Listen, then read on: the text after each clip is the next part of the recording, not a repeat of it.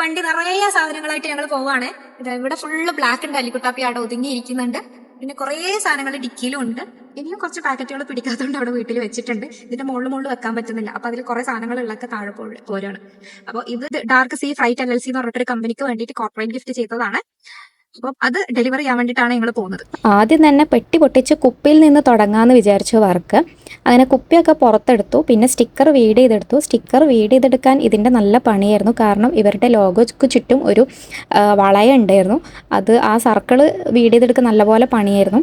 പിന്നെ ഇവർക്ക് ബ്ലാക്കും അതേപോലെ വൈറ്റും 2 കളറിലായിരുന്നു പറഞ്ഞിട്ടുണ്ടായിരുന്നത്. കുപ്പി തന്നെ ആദ്യം ചെയ്തു. അതേപോലെ തന്നെ അവർക്ക് കീ ചെയിനും ബ്ലാക്കും അതേപോലെ വൈറ്റും വേണമെന്ന് പറഞ്ഞിട്ട് 2 കളറിലും ചെയ്തിട്ടുണ്ടായിരുന്നു. ഓരോ എഴുത്തുകളും ഞാൻ സെപ്പറേറ്റ് ആയിരുന്നു ചെയ്തിട്ടുണ്ടായിരുന്നത്.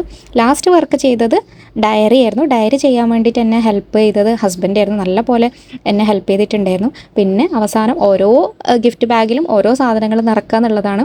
അതിലും എല്ലാവരുടെ കൈകടത്തിലും ഉണ്ട്. മോൻ്റെ കൈകടത്തിലും ഒക്കെ വന്നുകൊണ്ട് ഗിഫ്റ്റ് ബാഗ് നിറക്കുന്ന പണിയും എളുപ്പത്തിൽ തീർന്നിട്ടുണ്ടായിരുന്നു.